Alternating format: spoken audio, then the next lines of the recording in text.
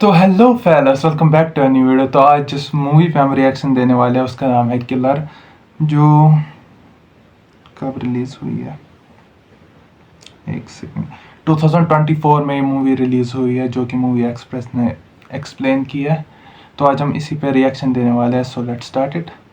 तो फिल्म की शुरुआत में हमें एक सुनसान जगह पर 6 दोस्तों के ग्रुप को दिखाया जाता है जो वहाँ एक हॉरर वीडियो शूट करने के लिए आए थे। यहीं पर एक शेरिफ भी अपने पार्टनर को लेकर आ जाती है जिसका नाम डेविड था, लेकिन इन लोगों को देखकर वो यहाँ से चले गए। अपना काम खत्म होने के बाद एक कपल को छोड़कर पूरा ग्रुप वापस चला जाता है और ये कपल एंजॉय करते हुए इस जगह को एक्सप्लोर करने लगते हैं। एक्सप्लोर करते हुए लड़का भाग के पास के एक कैबिन में चला गया जहाँ पर बहुत से पिक्स थे। वो एक स्टिक लेकर पिक्स को तंग करने लगा। पिक्स ने तंगों पर शोर मचा दिया और इतनी देर में यहाँ पर एक आदमी आ गया पिक्स की आवाज निकालते हुए। इससे पहले कि ये लोग पीछे मुड़कर उस आदमी पर ध्यान देते, वो आदमी अपने हाथ में पकड़े हुए बहुत बड़े से कटर को घुमाता है और इस लड़के का सर धड़ से अलग कर देता है। वो लड़की जो पास खड़ी थी वो डर से चिल्लाने लगी और अंदर की तरफ भागी, जबकि दूसरा आदमी अपना चाकू गोल गोल घुमाते हुए लड़की की तरफ बढ़ रहा और फिर उसने लड़की का भी गला काट के उसे मार दिया। मालूम होता है कि ये आदमी जिसने अभी 2 मर्डर किए हैं, ये लेस्टर नामी एक बड़ी इंसान का बेटा है जो पिक्स का ये स्लॉटर हाउस चलाता था। लेकिन अब उसका काम बिल्कुल बंद हो गया है क्योंकि अब मॉडर्न एज में लोग स्लॉटर हाउस से मीट लेने के बजाय फैक्ट्री से प्रोसेस मीट लेना शुरू कर चुके हैं। लेस्टर ने अपने काम में कोई भी अपग्रेडेशन नहीं की, इसलिए उसका ये स्लॉटर हाउस बिल्कुल बंद हो गया। जबकि उसकी जगह टॉम, जो कि उसका कॉम्पिटिटर है, उसकी मीट फैक्ट्रीज आजकल शहर में अरूज पर थी और वो अब लेस्टर की भी प्रॉपर्टी लेना चाहता था। पता चला है कि टॉम लेस्टर के अंडर पहले काम किया करता था, लेकिन फिर उसने अपनी मीट फैक्ट्री लगा ली और मॉडर्न तरीके इंट्रोड्यूस करवाए, जिसकी वजह से आज वो बहुत कामयाब था। लेस्टर का ये बेटा बड़ी, इसे हमेशा लेस्टर ने अपने स्लॉटर हाउस में पिक्स के साथ रखा था, इसलिए वो अब नॉर्मल रहा ही नहीं था। वो पिक्स से ही हरकतें करता था, यहाँ तक कि वो बोलता भी पिक्स जैसा ही था। उसने अभी भी जो 2 मर्डर किए थे वो भी इसीलिए कर दिए थे क्योंकि वो दोनों उसके पिक्स को परेशान कर रहे थे। अपने पिक्स के आगे उसे किसी चीज की अकल समझ नहीं है। फिर सुबह होने पर दिखाया जाता है कि लेस्टर का कंपेटिटर टॉम लेस्टर के एक दोस्त के साथ एक शेरिफ को लेकर उसकी प्रॉपर्टी में आया है ताकि वो लेस्टर को उसकी प्रॉपर्टी बेचने में फोर्स कर सके। लेस्टर का ये दोस्त जो अभी टॉम के साथ आया था, उसी दोस्त ने लेस्टर को स्लॉटर हाउस बनाने का मशवरा दिया था। उसी के मशवरे पर ये स्लॉटर हाउस उसका कामयाब हुआ। दरमियान में उसने लेस्टर को मॉडर्न अपग्रेडेशन करने को कहा, लेकिन तब लेस्टर ने उसकी बात नहीं मानी, इसलिए वो दोस्त अब टॉम के साथ काम करता है। इस टाइम टॉम लेस्टर के लिए ऑफर लेकर आया था कि वो अपनी प्रॉपर्टी सिर्फ $55,000 में बेच दे, साथ ही वो उसके लिए काम करे जिससे लेस्टर को पैसे मिलते रहेंगे और रहने के लिए वो यही रह सकता था। लेकिन लेस्टर ने इस मर्तबा भी इस ऑफर को मना कर दिया। अब शेरिफ ने उसकी धमकी दी कि अभी बेचना चाहते हो तो बेच दो, वैसे भी तुमने काफी अर्से से इनकम टैक्स नहीं दिया, वरना अगले महीने वैसे ही तुम्हारी प्रॉपर्टी की ऑप्शन हो जाएगी। लेस्टर शेरिफ की बातों पर भी ध्यान नहीं देता और अंदर चला जाता है। ऐसे शेरिफ उसकी प्रॉपर्टी पर नोटिस लगा जाता है ऑप्शन का। इन सबके जाने के बाद वो अपने स्लॉटर हाउस के अंदर जाने की कोशिश करता है तो बड़ी इन्हीं उसका बेटा उसे रोकता है। आज पहली बार बड़ी ऐसे कुछ कर रहा था। लेस्टर हैरान हुआ और जल्दी से अंदर गया और अंदर जाते ही उसके होश उड़ गए। बड़ी ने 2 इंसानों को कत्ल करके फांसी से लटकाया हुआ था। लेस्टर के देखकर चिल्लाता है और बड़ी को डांट देता है कि उसने ये सब क्या कर दिया। अपने आप को डांटने देकर बड़ी को अपने डैड पे गुस्सा आता है, यहाँ तक कि वो अपने डैड को मारने के लिए अपना नाइफ भी उठा लेता है, लेकिन फिर कुछ सोचकर उन्हें नहीं मारता।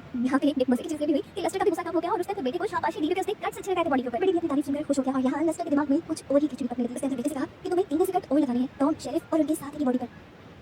अब लेस्टर यहाँ पर एक प्लान तैयार करने की कोशिश करता है और खुद भी तैयार हो जाता है। उसके बाद उसने टॉम को कॉल किया और टॉम से कहा मैं तुम्हारी ऑफर लेने के लिए तैयार हूँ, बस यहाँ मेरे स्लॉटर हाउस आ जाओ। जबकि दूसरी तरफ में उस चारों के ग्रुप को दिखाया गया जिन्हें हमने मूवी के स्टार्ट में देखा था। ये अभी भी अपनी हॉरर वीडियो की प्लानिंग कर रहे थे और अपनी इस हॉरर वीडियो के लिए ये लोग एक शॉप पर जाकर कुछ मास्क वगैरह लेते हैं और शूटिंग दोबारा कंटिन्यू करने के लिए स्लॉटर हाउस आने का डिसाइड करते हैं, जहाँ पर लेस्टर अपने बेटे के साथ मिलकर मर्डर करने की प्लानिंग कर रहा था। सीन कट पर दूसरी तरफ हमें शेरिफ डेविड को दिखाया जाता है। उनको खबर मिली थी कि एक कपल 2 दिन से घर नहीं आए थे। ये दोनों वही थे जिनको आखिरी बार उसने स्लॉटर हाउस के पास देखा था, इसलिए वो भी छानबीन के लिए स्लॉटर हाउस की तरफ निकल जाता है। डेविड जब यहाँ पहुंचा तो उसने स्लॉटर हाउस के अंदर उन चारों के ग्रुप को देखा। वो चारों वहाँ पर अपनी वीडियो शूट कर रहे थे और इतनी आराम से इसलिए कर रहे थे क्योंकि उनके दोनों दोस्तों की लाशें पहले ही लेस्टर ने वहाँ से उठाकर छुपा दी थी। शूटिंग करने के बाद चारों यहाँ से चले जाती हैं और बड़ी उन्हें देख लेता है। जब लेस्टर दोबारा टॉम और अपने पूरे ग्रुप को कॉल मिलाता है कि तुम जल्दी मिल आ जाओ, मैं ऑफर एक्सेप्ट करने के लिए तैयार हूं। यहाँ डेव इन्वेस्टिगेशन करने के लिए स्लॉटर हाउस के अंदर चला गया था। डेविड को कहीं से खून टपकता हुआ दिखाई दिया। उसने जब ऊपर देखा तो ऊपर एक मरी हुई बिल्ली को लटकाया गया था। असल में ये भी बड़ी के पिक्स को तंग कर रही थी, इसलिए बड़ी ने उसको भी मारकर लटका दिया। जो भी उसके पिक्स को तंग करता है वो उनका यही हाल करता है। इसे डर था कि इन पर ये वो कातिल होगा जिसने उस कपल को मारा होगा। वो अपनी तंग आगे की तरफ चल रहा था कि अचानक किसी ने कटे चलाया और उसका दंगला हाथ ही काट डाला। ये भी कोई और नहीं बल्कि बड़ी था। हाथ कटते ही बहुत ज्यादा ब्लीडिंग हुई और डेविड मौके पर ही मर गया। डेविड को मारते ही लेस्टर डेविड को मारते ही बड़ी अपने डैड को लेस्टर को बुला के लाया। जो एक और मर्डर होने पे थोड़ा टेंशन में तो आया, लेकिन उसने बड़ी को ये नहीं कहा। उसने बड़ी को इस बात की शाबाशी ही दी। अब थोड़ी देर बाद फाइनली यहाँ पर लेस्टर और टॉम का कॉमन फ्रेंड आ गया जो डील के बारे में ही बात करना चाहता था। लेस्टर बेताबी से उससे इंसल्ट कर रहा था। उसके लिए तो इन लोगों ने डेकोरेशन भी की थी। पूरे स्लॉटर हाउस में मरे हुए इंसानों की लाशें लटकाई हुई थी, जिन्हें देखकर वो भी बेचारा डर गया और शॉक हो गया। इससे पहले कि वो यहाँ से भागने की प्लानिंग करता, ऊपर छुपे हुए बड़ी ने उसकी गर्दन को हाथ से पकड़ा और उसके पूरे के पूरे चेहरे को अपने हाथ के जोर से तोड़ते हुए उसे भी यहाँ पर मार डाला। इसके बाद बड़ी का अभी भी दिल नहीं भरा था, वो भी कुछ चेंज करना चाहता था। उसने डेविड का यूनिफॉर्म उतारा और किसी तरह उसे काट के फंसा लिया और फिर उसी की गाड़ी में बैठकर वो गाड़ी चलाकर यहाँ से जाने लगा। अपनी तेज आवाज में वो पुलिस की वॉकी टॉकी पर आवाज करने डेव की गर्लफ्रेंड ने इस कार को देखा। उसे लगा कि कार में डेव ही होगा, इसलिए उसने कार लुकवाई और जब देखा तो अंदर बड़ी था। वो खौफ से जाकर अपनी कार में बैठ गई, लेकिन बड़ी ने उसकी कार को आगे नहीं बढ़ने दिया और एक पत्थर उठाकर उसकी कार पर मारा। अपनी जान बचाने के लिए ये लड़की कार से भी निकल गई। वो भाग रही थी, लेकिन पीछे से बड़ी ने पकड़ लिया और अजीब तरीके से अपने चाकू के जरिए उसकी गर्दन काट दी और यहाँ इस तरह उसने एक और मर्डर कर दिया। थोड़ी देर बाद अब स्लॉटर हाउस के अंदर टॉम आ गया, वही इंसान जिस प्रॉपर्टी को खरीदना चाह रहा था और जिस पर लेस्टर को सबसे ज्यादा गुस्सा था। तो अब सबसे भयानक मौत उसी की बनती थी, इसलिए बड़ी ने उसे ग्राइंडिंग मशीन के अंदर डाल दिया और आहिस्ता आहिस्ता उसकी बॉडी का कीमा बन गया। अब सीन कट होकर हमें क्लब में उन चारों के ग्रुप को दिखाया जाता है जो बार-बार इस स्लॉटर हाउस में अपनी हॉरर वीडियो शूट करने के लिए आते हैं। वो क्लब में पार्टी कर रहे थे कि अचानक क्लब की लाइट चली गई क्योंकि यहाँ पर एक बहुत ही खौफनाक तूफान आया था। बिजली का कड़कना इस तूफान को और भी ज्यादा भयानक बना रहा था। तो इन्होंने प्लान किया कि ये लोग दोबारा स्लॉटर हाउस जाएंगे अपनी शूटिंग के लिए, क्योंकि इससे ज्यादा खतरनाक माहौल और कोई हो ही नहीं सकता।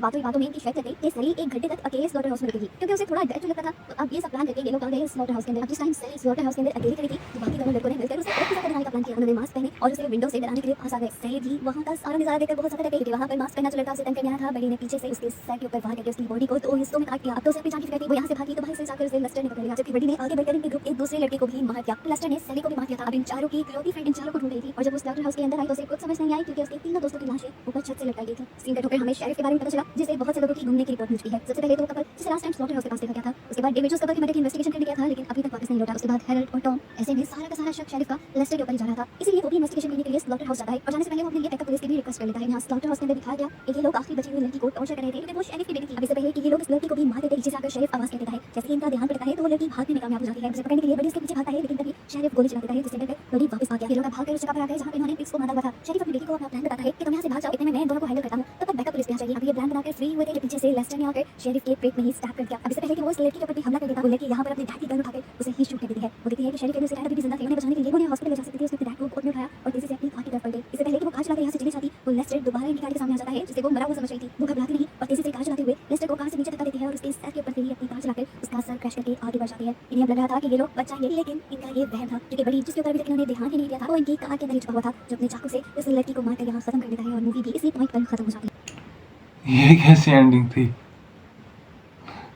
एंड में चाहिए तो उससे क्यों फिर भी बताते अब एंड में हुआ क्या, कोई किसी ने उनको ढूंढा कि नहीं। तो अगर आप लोग फुल एक किलर मूवी देखना चाहते हो तो आप टेलीग्राम या नेटफ्लिक्स वगैरह किसी प्लेटफॉर्म पे देख सकते हो। अगर आप एक्सप्लेनेशन ही देखना चाहते हो तो आप यूट्यूब पे सर्च करके देख सकते हो। किसी भी रीज़न से अगर वीडियो पसंद आया तो लाइक शेयर सब्सक्राइब जरूर कर देना। मिलते हैं किसी नए वीडियो में, तब तक के लिए बाय।